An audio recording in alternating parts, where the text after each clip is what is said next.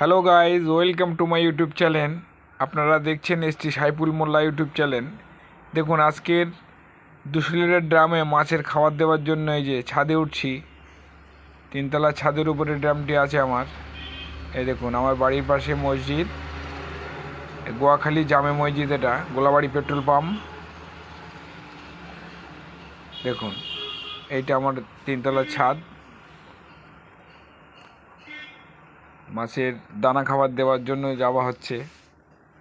দেখুন, এটা ফ্রিজের বাক্স, এর মধ্যেও আপনার তেলাপিয়া, শিঙি, কই, পাঁকাল, ট্যাংরা সব দেশি মাছ দেওয়া আছে। আর এটায় আছে দেশি মাগুর, শিঙি, কই। দেখুন, খাবার দেওয়ার সঙ্গে সঙ্গে কিভাবে খায় ওরা দিনের আলোতে। অনেকে রাতে ভিডিও করেছি, অনেক ভিডিও।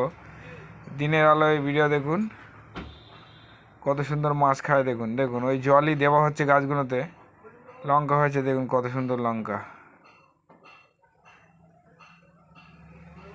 দেখুন, প্রচুর গাছ ছিল, কিন্তু এখানে ব্যবহার করা হচ্ছে বলে যে গাছ অনেক সরিয়ে ফেলেছি। এই যে দানা খাবার বার করা হলো। ভিডিওটা সম্পূর্ণ দেখতে থাকেন, আশা করি ভালো লাগবে। ভালো লাগলে লাইক করবেন, কমেন্ট করবেন, শেয়ার করবেন, আর সাবস্ক্রাইব অবশ্যই করবেন। দেখুন, দানা খাবার দেওয়া হচ্ছে, পরিমাণ মতো দেবেন, বেশি দেওয়ার দরকার নেই।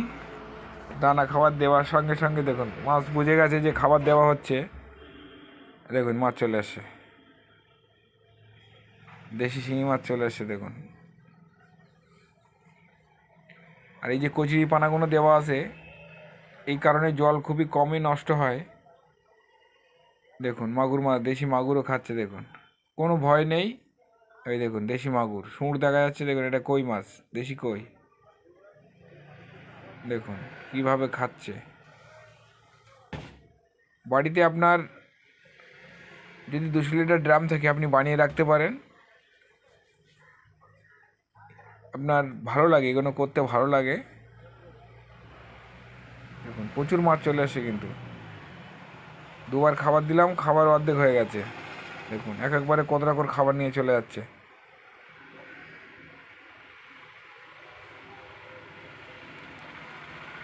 দেখুন, দেশি কইগুলো ওই যে জোরে জোরে জল নাড়ছে, ওটা দেশি কই। আর মাগুর শিঙিগুলো ওরা খেতে আসলে সুঁড় দেখা যাবে। ওই দেখুন খাচ্ছে, এইগুলো দেশি মাগুর।